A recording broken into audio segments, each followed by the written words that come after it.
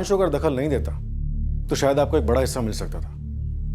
किराए के मकान की जगह एक बड़ा आलीशान घर हो सकता था। कूलर तो छोड़िए, घर के अंदर एक एसी हो सकता था। मेरे पति रुपेश को छीनकर अगर तकदीर दखल नहीं देती तो हिमांशु की या किसी की भी दखल की गुंजाइश ही नहीं होती। और मुझे कितने भी लाख क्यों ना मिल जाते, रुपेश तो वापस नहीं आता ना। वैसे बदले के सुकून का कोई मोल नहीं होता। मेरा 10 साल का बेटा है, मेरी जान है वो। इतना संगीन जुर्म करके मैं उसकी जिंदगी के साथ खिलवाड़ नहीं कर सकती। आप गलत गलियां छान रहे हैं। जो गलियां हम छान रहे थे, अगर वो गलत थी तो वो कौन सी सही गली थी जहां हमें इस कत्ल की जड़ मिलती, और उस गली तक हम पहुंचते कैसे? ये सबसे बड़ा सवाल तलवार बनकर लटक रहा था हमारे सर पर। अनीता यादव के पति शरद यादव के खिलाफ भी हमें कोई संदेहजनक सुराग नहीं मिल रहा था।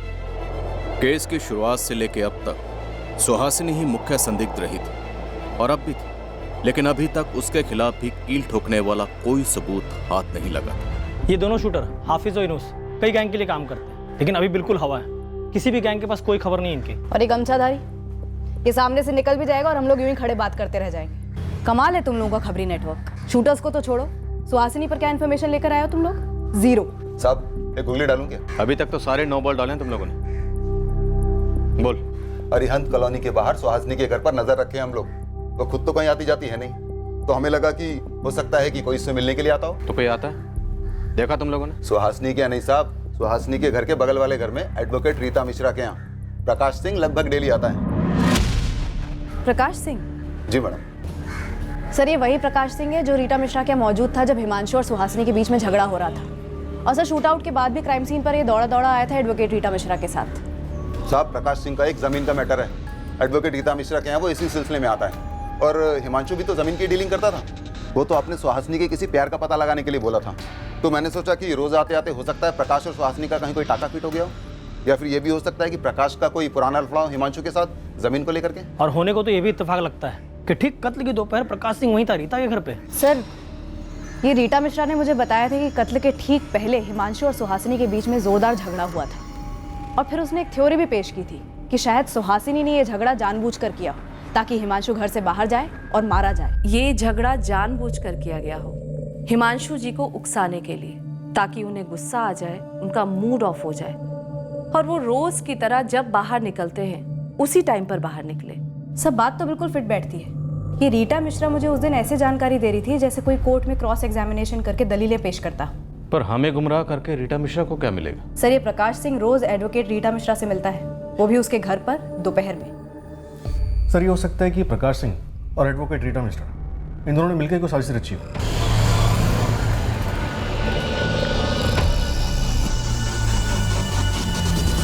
या तो ये रीटा मिश्रा इस सारी साजिश में शामिल है, या फिर एक पॉसिबिलिटी ये भी है ये एडवोकेट रीटा प्रकाश सिंह की जमीन का मसला हैंडल कर रही थी, पर उसे इस बात की भनक ही ना हो कि प्रकाश और सुहासिनी के बीच कुछ चल रहा था, या फिर हिमांशु और प्रकाश के बीच कोई पंगा। सर इन दोनों संभावनाओं में जैसे ही हिमांशु घर से बाहर निकला होगा, इसकी जानकारी बाहर फील्डिंग कर रहे हत्यारों को दी गई होगी कि टारगेट निकल चुका है। एक बार फुटेज फिर से देखते हैं।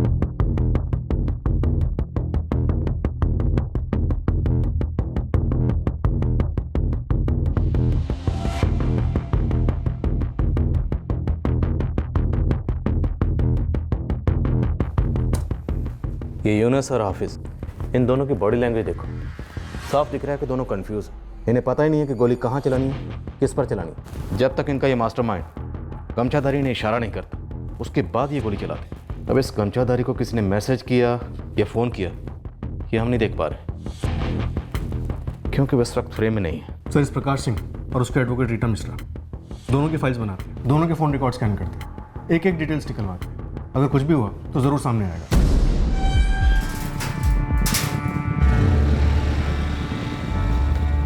प्रकाश सिंह का छोटा सा बिजनेस है यहीं अपने प्रतापगंज में। प्रकाश सिंह के मरहूम बाप दीनानाथ सिंह ने धंधा जमाया था, पर उसके टाइम से एक ज़मीन है, अच्छी प्रॉपर्टी है, जो कोर्ट के मामले में फंसी पड़ी है। एक ट्रस्ट थी गरीब औरतों को खैरात देने वाली, जिसकी कमेटी में ये प्रकाश का बाप दीनानाथ मेंबर था। जैसे जैसे साल गुजरे, दीनानाथ करता धरता बन गया उस ट्रस्ट का, और वो प्रॉपर्टी उसने अपने नाम कर ली। ट्रस्ट का काम बंद पड़ा है सालों से, दीनानाथ भी चल बसा। फिर उस जमीन की देखभाल प्रकाश करने लगा। अब ट्रस्ट की कमेटी ने उस जमीन को लेकर केस ठोक दिया प्रकाश पे। इसी प्रॉपर्टी के केस में इस प्रकाश सिंह की वकील एडवोकेट रीता मिश्रा हैं। प्रकाश को रीटा टाइम टू टाइम सलाह देती हैं इसी केस पर। दरअसल सालों से रगड़ रहा है ये मामला। इसी केस के चक्कर में प्रकाश सिंह का रीटा के घर लगातार आना जाना लगा रहता है। ये हिमांशु भी प्रॉपर्टी की डीलिंग करता था। इस प्रकाश सिंह का उससे कोई कनेक्शन? हम भी वही देख रहे हैं सर, लेकिन अभी तक कोई कड़ी जुड़ी नहीं है। एडवोकेट रीटा मिश्रा, इसकी क्या स्टोरी है? सर रीटा मिश्रा सिर्फ हिमांशु की पड़ोसन थे और उसके कत्ल से रीटा मिश्रा को कोई फायदा होने वाला था, ऐसा अभी तक तो कुछ भी नहीं दिख रहा है। सब प्रकाश सिंह के फ़ोन रिकॉर्ड्स चेक किए, उसके पड़ोसियों से भी बात की और अरिहंत कॉलोनी में सुहासिनी के अड़ोस पड़ोस में भी बात की। दोनों के बीच में एक बार भी हाय हेलो भी नहीं हुई है। इस प्रकाश सिंह और हिमांशु के बीच भी कोई कनेक्शन नहीं बैठ रहा है। नहीं सर, ऐसे किसी प्रकाश सिंह को मैं नहीं जानता और ना ही इस ट्रस्ट की प्रॉपर्टी के बारे में सुना है। रीटा मिश्रा को जानते हैं? जानता नहीं हूँ, नाम सुना है।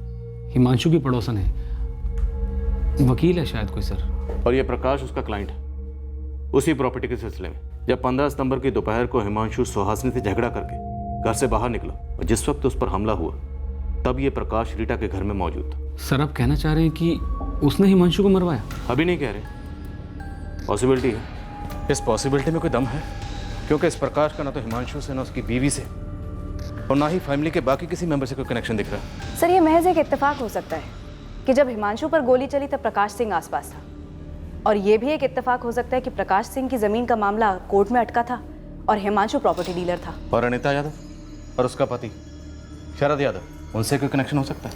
सर अभी तक तो नहीं दिख रहा है। हाँ असलम बोल।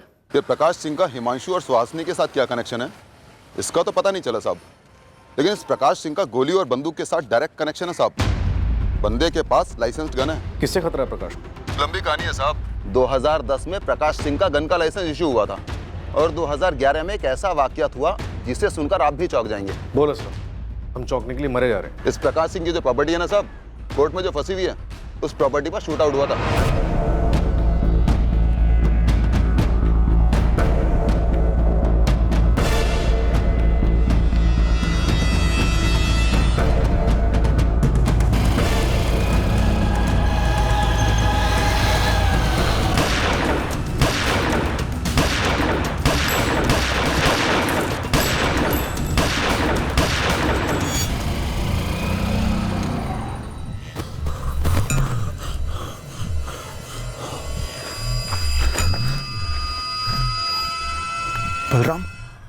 बलराम चौहान मारा गया।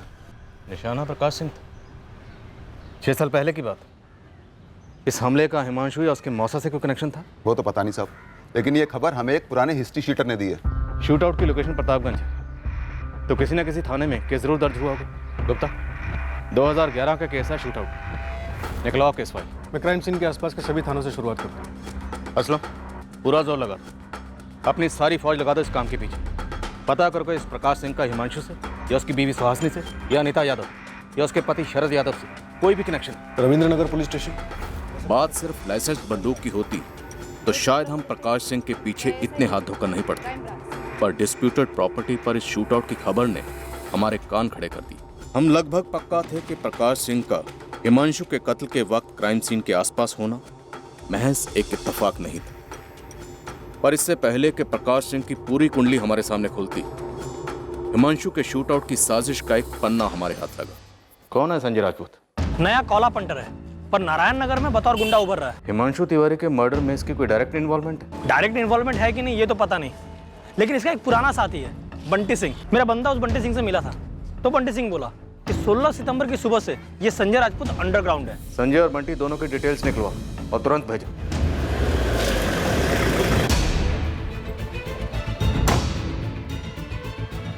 क्या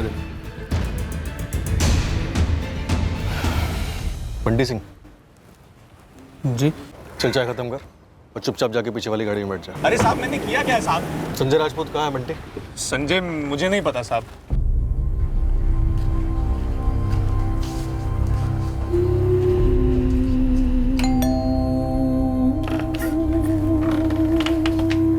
जी, मैं अनीता यादव, मतलब राजू चौधरी। मुझे आपसे कुछ बात करनी है।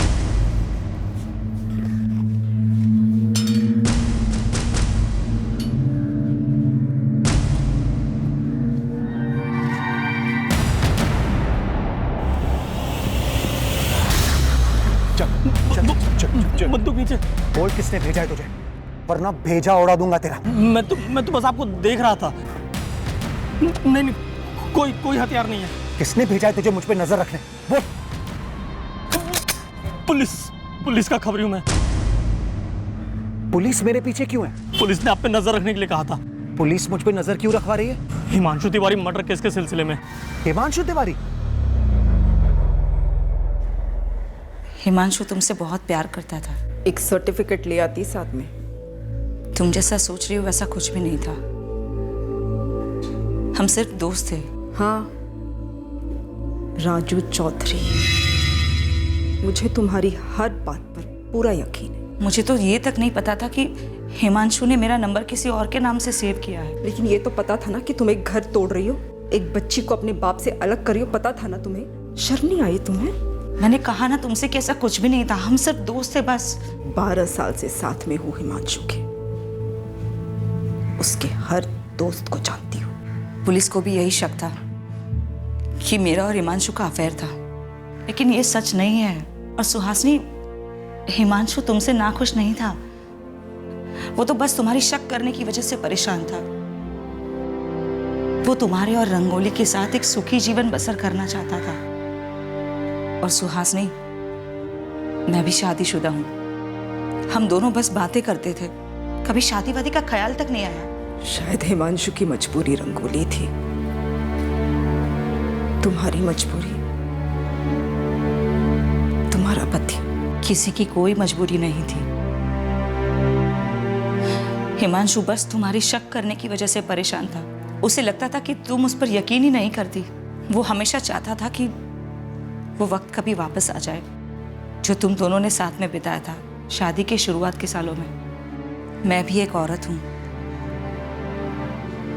महसूस कर पाती थी जब वो बातें करता था तुम्हारे बारे में कि वो तुमसे कितना प्यार करता है। हिमांशु का तुम्हारे लिए प्यार कभी खत्म नहीं हुआ, कभी नहीं। लेकिन शक और प्यार धूप और छांव जैसे होते हैं, एक साथ कभी नहीं रह सकते। चलती हूँ।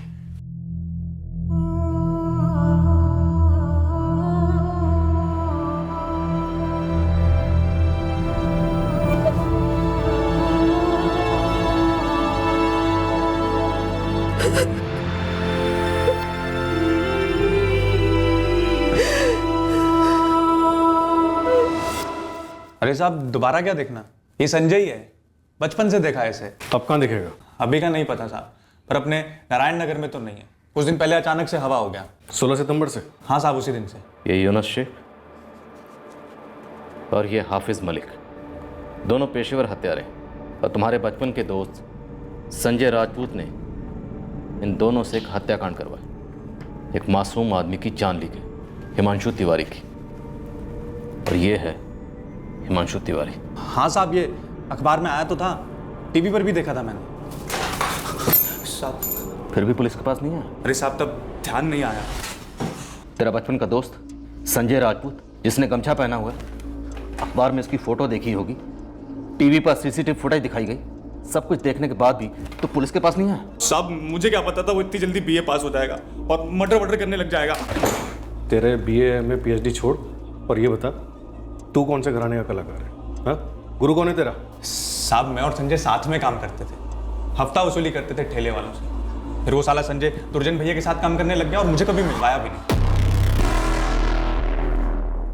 अब ये दुर्जन भैया कौन है? दुर्जन भैया ना भाई लोगों के भी भाई हैं, बॉस हैं वो। तेरे इस गुरु का गुरुकुल का है? साहब, फिलहाल तो आप लोगों के ही मेहमान है वो। आज सेंट्रल जेल से हुक्म चल रहा है, जब जब कोर्ट में पेशी होती है ना, संजय दौड़ा दौड़ा आता चरण स्पर्श करने उनके। तो सुपारी इस दुर्जन ने ली होगी और उसने आगे दी होगी संजय को। ये सब क्या हो रहा है मैडम? मेरा पीछा क्यों किया जा रहा है? ये क्या कह रहा है आपका खबरी? हर किसी से हथियार तान कर बात करते हो। पहले आप मुझे ये बताओ कि मुझ पे नजर रखने के लिए किसने सुपारी दी है आपको? पिद्दी सा हथियार क्या रख लिया जेब में, तमीज घर भूल आए हो। आप बैठे चुपचाप। सर, ये दुर्जन सिंह काफी कुख्यात गैंगस्टर है, 3 स्टेट्स में गैंग फैली है इसकी, 10 साल से जुडिशियल कस्टडी में, अनगिनत केसेस ठोके हैं इस पर। प्रकाश सिंह ने हिमांशु तिवारी का काम इस दुर्जन सिंह से ही करवाया होगा। सर, प्रकाश सिंह बाहर ही बैठा है। क्या बात है सर? आजकल आप लोग किसी सुनसान जगह नहीं ले जाते? यहीं पे थाने में एनकाउंटर कर देते हैं। इस हथियार का लाइसेंस सरकार ने तुम्हें अपनी हिफाजत के लिए दिया, बदतमीजी ने। पहले आप मेरे सवाल का जवाब दीजिए कि मुझ पे नजर क्यों रखी जा रही है? क्योंकि तुम हिमांशु तिवारी मर्डर केस में सस्पेक्ट हो। उस दिन तुम हिमांशु के पड़ोस में इत्तेफाक से मौजूद नहीं थे। इस पूरे हत्याकांड के मास्टरमाइंड तुम हो प्रकाश। क्या? अब तो पक्का है सर, किसी ने खूब सारे मिठाई के डिब्बे भेजे हैं यहां पर, वो भी दिवाली से पहले, और आप लोगों से यह कहा है कि ये जो प्रकाश सिंह नाम का बंदा है ना, उसे बुरी तरह से फंसा दो। प्रकाश सिंह, तुम तक पहुंचने के लिए हमने बहुत पापड़ बेले, बहुत वक्त लगा हमें तुम तक पहुंचने में, पर देखो आखिरकार पहुंच गए ना। अब तुम्हारी पूरी हिस्ट्री हमारे सामने, और तुम्हारी हिस्ट्री के पन्नों पर बलराम चौहान का नाम भी शामिल है, वही काशी ठाकुर का गुंडा। काशी ठाकुर तो मारा गया 2009 के एनकाउंटर में, पर काशी ठाकुर के साथ तेरा बड़ा गहरा संबंध रहा है ना?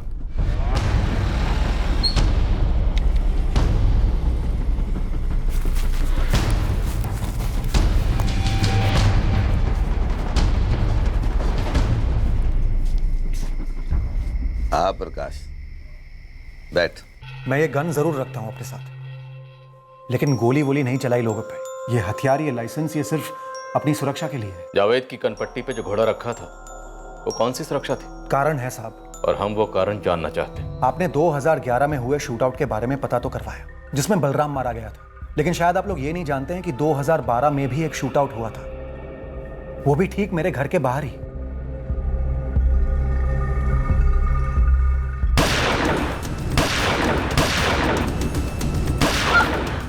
मीनाक्षी! मीनाक्षी, अंदर जाओ! अंदर जाओ, दरवाजा बंद करो!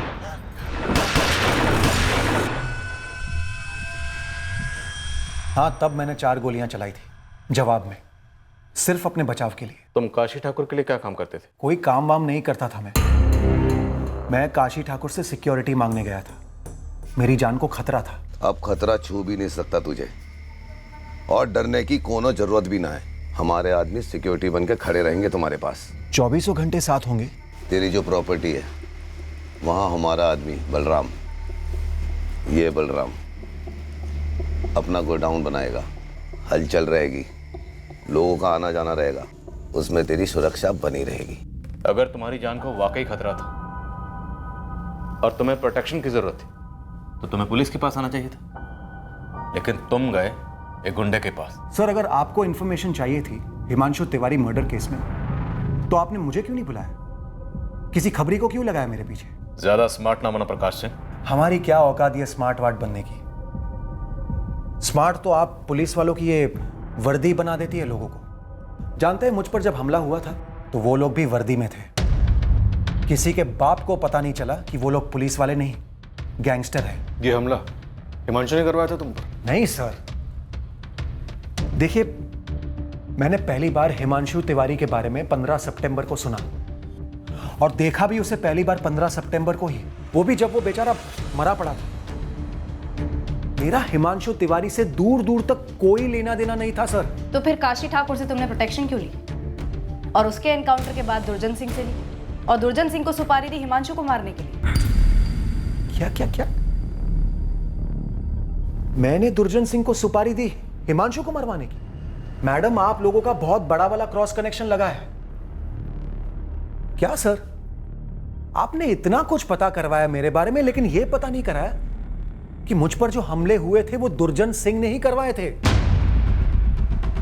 मेरी उसी प्रॉपर्टी के लिए जिस पर अभी भी केस चल रहा है। और मैं काशी ठाकुर से मदद इसीलिए मांगने गया था क्योंकि दुर्जन सिंह और काशी ठाकुर जानी दुश्मन थे। दुर्जन सिंह मुझे बहुत परेशान कर रहा था, धमकी दे रहा था मेरी प्रॉपर्टी छोड़ने को।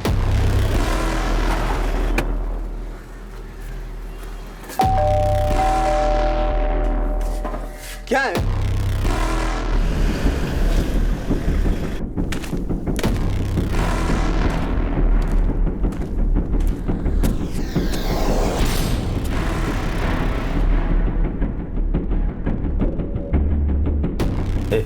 सर शुभे तू सुना नहीं। सुना है वो ट्रस्ट वाली जमीन बहुत सरदर्द बनी हुई है तेरी। जी तुझे कल ये गोली देगा सरदर्द की। इसका नाम संतराम शर्मा है। कल तू अपनी सारी जमीन इसके नाम कर दे। ये ट्रस्ट को खुद ही चुप करवा देगा। लेकिन मैं ये जमीन बेचना नहीं चाहता हूँ। ये बेचने को कौन बोल रहा है? सिर्फ मेरा नाम ट्रांसफर करना है। कल का मुहूर्त अच्छा है, कल ही जमीन ट्रांसफर करवा लेते हैं। मेरी समझ में ये नहीं आ रहा है कि जब वो जमीन मेरी है तो मैं फ्री में आप लोगों को क्यों दे दूं? क्योंकि हम ऐसा कहते हैं और हमारा नाम दुर्जन सिंह है। मैं ये जमीन छोड़ना नहीं चाहता। जब जान ही नहीं रहेगी तो जमीन का क्या करेगा? इसी दुर्जन की धमकियों की वजह से मैं काशी ठाकुर से मदद मांगने गया था। मजबूरी थी वो मेरी सर, और कुछ नहीं। तब भी दुर्जन सिंह ने मुझ पर हमले करवाए। पहली बार मेरे बदले वो बलराम मारा गया और दूसरी बार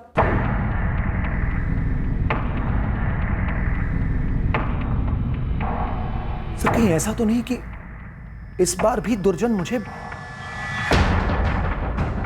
और मेरे बदले वो हिमांशु? प्रकाश ने जब हमें बताया कि वो 2 बार पहले भी दुर्जन सिंह के हमलों से बच गया था, तब हमें और प्रकाश को भी ये बात खनकी कि क्या तीसरी बार भी वो अपनी मौत को टाल पाया।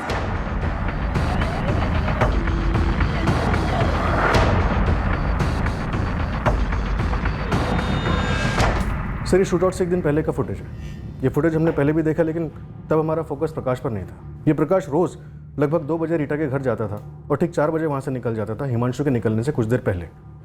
लेकिन 15 सितंबर को हिमांशु प्रकाश से कुछ देर पहले निकल गया था। और गुप्ता फुटेज में एक चीज़ और नोटिस की, हिमांशु और प्रकाश दोनों की बाइक तकरीबन एक जैसी। सर 2011 का बलराम चौहान मर्डर केस और 2012 में शूटर्स ने पुलिस वर्दी में जो प्रकाश सिंह पर हमला किया था, इन दोनों केसेस में सभी शूटर्स गिरफ्तार हुए थे और दुर्जन सिंह ने कबूल किया था कि इन हमलों का मास्टरमाइंड वही है। तब तो इस मास्टरमाइंड से एक मुलाकात हमारी भी बनती है। दुर्जन सिंह की ऑफिशियल कस्टडी के लिए अर्जी दे दो। आपके कमिश्नर साहब कोई बड़ा इनकाउंटर किसी नए भर्ती हुए हवलदार को सौंपेंगे क्या? बस यही हमारे साथ हुआ। ये दूध भात संजय राजपूत टुच्चे से काम में भी गड़बड़ कर गया। कह रहा था 1 महीने से फील्डिंग लगाई है। भैया जी प्रकाश सिंह हर दिन दोपहर 2 बजे अरिहंत कॉलोनी जाता है अपने वकील रीता से मिलने। रोज 27 दिन से पीछा कर रहा हूँ। और तो और बंदा इतवार को भी वहां पर गया था। अरिहंत कॉलोनी के बाहर का रास्ता एकदम सुनसान। आप मुहूर्त निकाल दो, प्रकाश सिंह को कल के कल ढूंढा।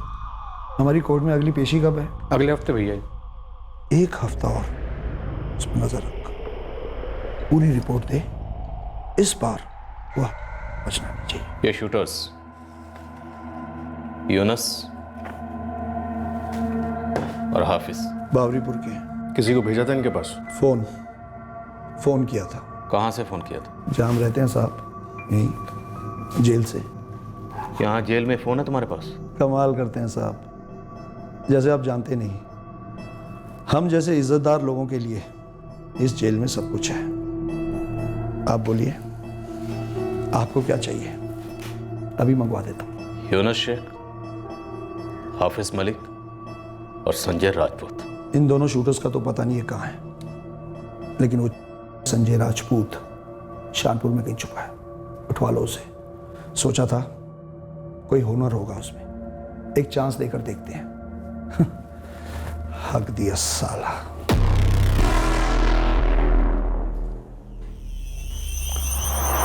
पांडे जी एक फोन का इंतजाम कर दीजिए। कहाँ है गधे के बच्चे?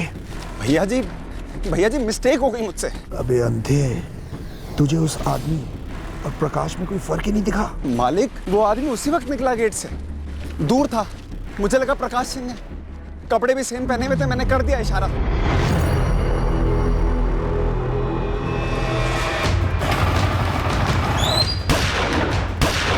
अगली बार ऐसी मिस्टेक कभी नहीं करूंगा मैं। तेरे लिए कोई अगली बार नहीं है। और हाँ, अब एक गलती और मत करना, मेरे सामने मत आना।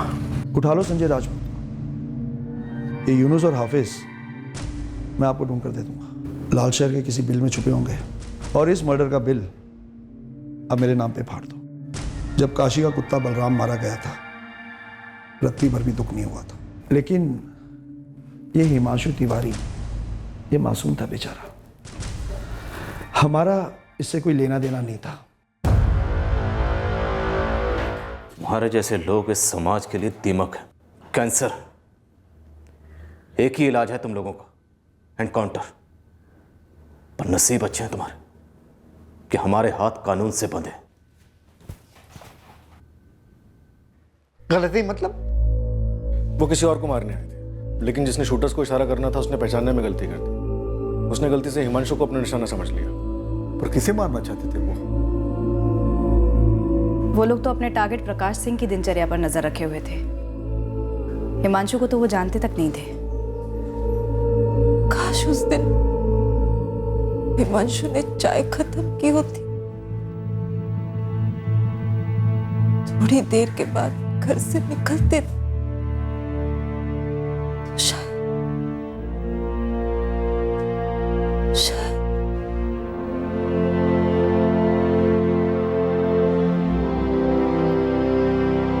मुझे भी डर लगा रहता बेटा कि एक ना एक दिन तेरे पापा मुझे छोड़कर चले जाएंगे। अब तो पापा चले गए ना हमेशा के लिए।